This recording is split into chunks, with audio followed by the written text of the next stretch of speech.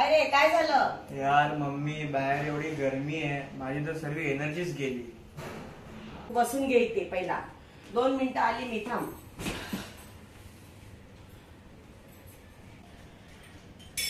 हे घे आर्यन.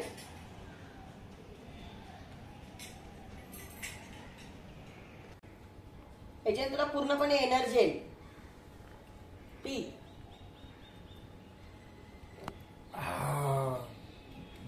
काय भारी आहे रे. काय आहे हे आहे पन्ह. गरमीसाठी बेस्ट उपाय. आज मी तुम्हाला शिकवते पन्ह कसं बनवायचं. चला, जय सद्गुरू. चला सखींनो, आज आपण करूया कैरीचं पन्ह. त्याच्यासाठी काय केलंय, आपण 2 कैऱ्या घेतल्या. तर कैरी आपण काय करणार आहोत, कुकर मध्ये तिला वाफवून घेणार आहोत. त्याच्यासाठी आपण आधी काय करायचंय, चिरा पाडून घ्यायच्या. हे बघा, अशा 2-4 ना अशा चिरा पाडल्या ना की म्हणजे आपल्याला नंतर साल काढायला बरं पडतंय. बघा, अशा 2-4 चिरा पाडून घ्यायच्या आणि ह्या कुकरच्या टोपामध्ये ठेवून द्यायच्या. दोन्ही कैरींना आपण 2-4 अशा चिरा पाडून घेऊया. आणि आता आपण हे बघा, मी कुकरमध्ये पाणी घेतलेलं आहे आणि या कैरी मी आता वाफवून घेणार आहे. आपण कमीत कमी 6 शिट्ट्या तरी करून घेणार आहोत. आता आपण गॅस लावून घेऊया आणि आपण आता कुकरचं झाकण लावून 6 शिट्ट्या करून घेऊया. 6, 5, 7 शिट्ट्या करून घेऊया. कैरी शिजून झाली की आपण 6 शिट्ट्या झाल्या की आपण गॅस बंद करणार आहोत. कुकरला 6 शिट्ट्या देऊन कैरी ही वाफवून घेतलेली आहे. बघा किती छान अशी वाफवलेली. आपण वाफवताना काय केलेलं, कट मारलेले होते. बघा का मारलेले, ते लवकर निघणे, साल त्याची आहे ती लवकर निघण्यासाठी. हे बघा, आता आपण याची अशी साल काढून घेऊया. हे बघा, अशी छानशी साल निघते त्याची. मग आपल्याला हा गर आहे ना आतला, व्यवस्थित तो काढता येणार. तर आपण आता काय करूया, सर्व व्यवस्थित गर काढून घेऊया. हे बघा, असं आहे ना, गर काढायला आपल्याला सोपा जातो.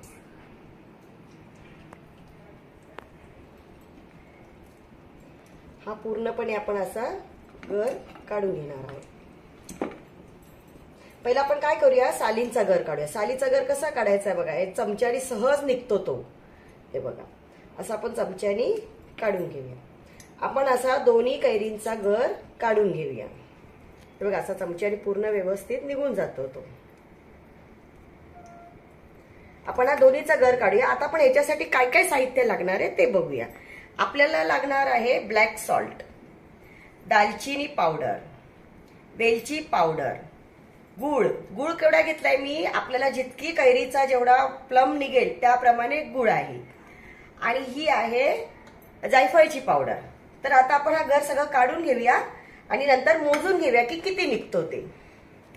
हे बघा सखींनो, मी आता सर्व कोय आहे त्याचं पण मी पूर्णपणे, हे बघा प्लम आहे याच्यावरती, तो सगळा काढून घेतलेला आहे. पूर्णपणे ह्या चमच्याने एकदम सोप्या पद्धतीने निघालेला आहे.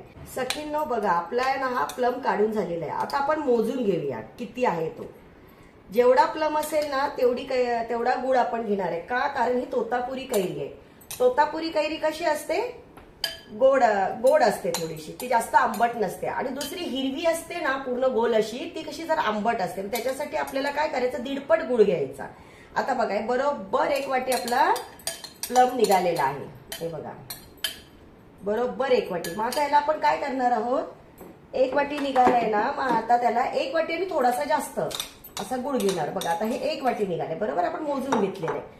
आता त्याला अजून, आता आपण काय करणार, 1 वाटी गुळ टाकला, बरोबर. आता आपण आणखी थोडासा टाकूया, कारण काय, आता कधी कधी थोडा आंबट असेल तर मग तो आपल्याला आंबटपणा जाणवायला नको, म्हणून आपण थोडासा आणखी टाकलेला आहे. कधी गुळ जास्त गोड असतो, कधी कैरी जास्त गोड असेल. आपण याच्यामध्ये आता काय करणार आहे, थोडंसं मीठ टाकणार आहोत. आणि आता ही आहे दालचिनी पावडर, ती पण आपण थोडीशी टाकणार आहोत. ही आहे जायफळ पावडर, याच्याने सुगंध छान येतो आणि टेस्ट मस्त येते याच्याने. आणि आपली वेलची पावडर, वेलची पावडरमुळे जास्त छान लागतं. पण आता आपण हे काय करणार आहे, आपल्याला एकजीव करायचं. तर एकजीव करण्यासाठी आपण काय करणार आहे, पहिला आपण हे सर्व असं हलवून घेऊया. हे शिजवल्या पण जातं, पण मला शिजवलेलं जास्त आवडत नाही, कारण शिजवल्यामुळे काय जरा टेस्ट मध्ये फरक पडतो. हे तुम्ही असं मिक्स केलं ना तर ओरिजिनल असं गुळाची टेस्ट लागते. तर आता आपण हे मिक्स कसं करणार आहोत, आपण हे ग्लासाने करणार आहोत. त्याच्याने काय होणार, गुळाच्या ना सगळ्या अशा गुटळ्या असतात ना त्या फुटून जातात. हा ना गावठी गुळ आहे, हा कोल्हापुरी गावठी गुळ आहे. याचा चव खूप छान आहे ह्या गुळाची. बघा असं सर्व ना आपण मॅश करून घेऊया, म्हणजे कसं माहितीये पूर्ण व्यवस्थित आपलं पणं सुंदर असं होऊन जाईल. याच्याने लवकर मॅश होतं.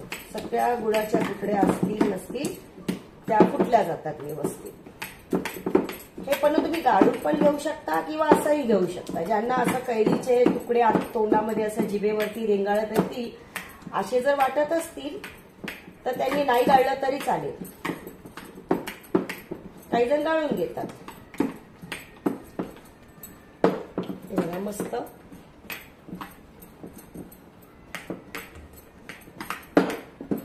सखींनो, बघा मस्तपैकी आपला गूळ पूर्णपणे वितळलेला आहे. आता याच्यामध्ये ना थोडेसे कैरीचे प्लम असू शकतात. आपण थोडस असं गाळून घेऊया. नाही गाळून घेतलं तरी चालतो, पण आपण गाळून घेऊया. ही आहे पुरणाची चाळण. त्याच्यावरती आपण मस्तपैकी असं टाकून हे बघा मस्त असं गाळून घेऊया. गावठी आणि काळपट असा गूळ आहे म्हणून तो तुम्हाला असा चॉकलेटी असा दिसत असेल, पण हे खूप सुंदर लागणार आणि टेस्ट खूप छान आहे गुळाची. हे बघा हे असे जाडजाड निघतो ना, आपण पहिला गाळून घेऊया सगळं.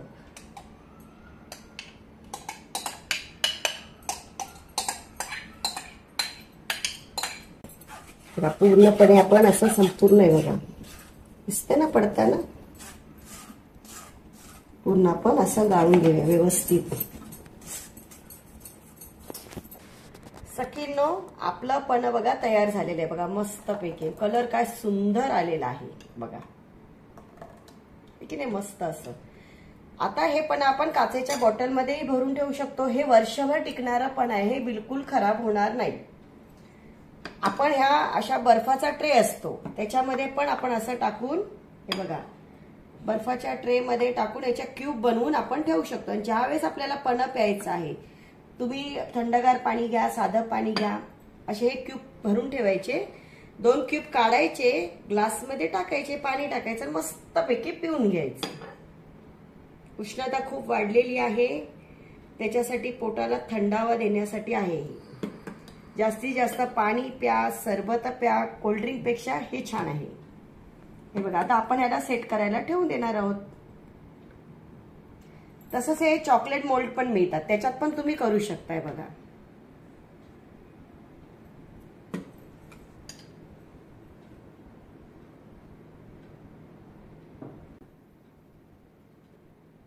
है ना मस्तपैकी. जेव्हा तुम्हाला पाहिजे तेव्हा तुम्ही काढा आणि पिऊन घ्या. वर्षभर तुम्ही फ्रीजर मध्ये ठेवलं तरी हे खराब न होणार आहे. हे बघा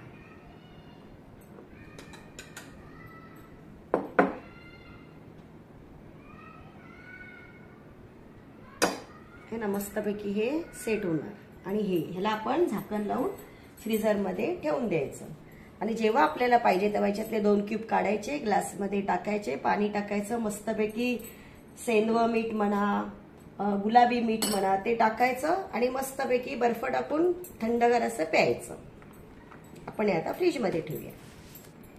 सखींनो, आपलं पणं पूर्णपणे तयार आहे. आपण बघितलं आईस क्यूब मध्ये पण कसं ते भरून ठेवायचं वर्षभर टिकण्यासाठी.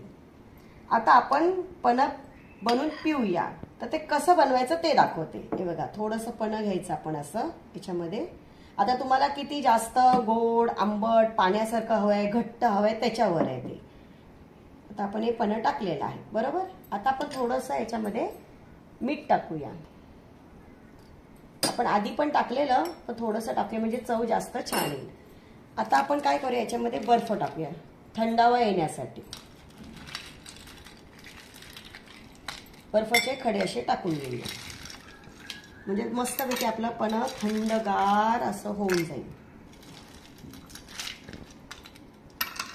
मला थंड जास्त आवडतं म्हणून मी जास्त बर्फ टाकते म्हणजे थंड होऊन जाईल मस्तपैकी. आणि आता आपण याच्यामध्ये टाकणार आहोत पाणी.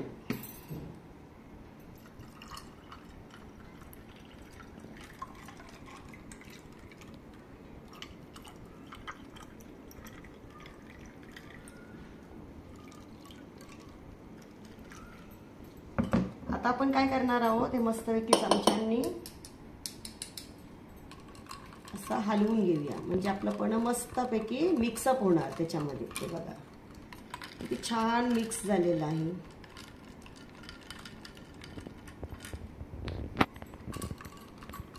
हे बघा किती सुंदर झालं आपलं पण. सखीनं आपला पण मस्तपैकी तयार झालेला आहे. आपण याच्यावरती ना थोडंसं केशर टाकूया. केशर याच्यामध्ये खूप छान लागतं. हे बघा थोडंसं आपण केशर टाकलेलं आहे याच्यावर. आणि आता आपण मस्तपैकी पण पिऊन घेऊया.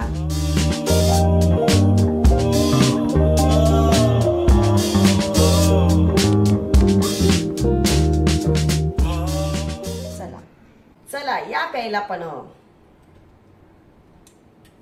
अप्रतिम झालेला आहे. तुम्ही बनवून प्या आणि मला कमेंट मध्ये सांगा कसं झालं आहे ते. सखींनो, आजची टिप्स. उष्णता भरपूर वाढलेली आहे. शरीरातलं पाणी घामाद्वारे खूप निघून जात आहे. त्याच्यामुळे कसं आपल्याला ब्लड प्रेशरचा त्रास होऊ शकतो. उष्णता निघाल्यामुळे खूप घामोळ्या येतात आपल्याला. तर आपल्या शरीरात पाण्याची कमतरता होते. त्याच्यासाठी शक्यतो जितकं शरीरात पाणी जाईल तर पाणी कशाद्वारे जाणार. तुम्ही पण करून प्या, कोकम सरबत प्या, उसाचा रस घ्या, लिंबू सरबत घ्या. जितकं पाण्याचा समावेश शरीरामध्ये होईल तेवढा तुम्ही घेण्याचा प्रयत्न करा. माझ्या चॅनेलला लाईक, शेअर आणि सबस्क्राईब करा. थँक्यू.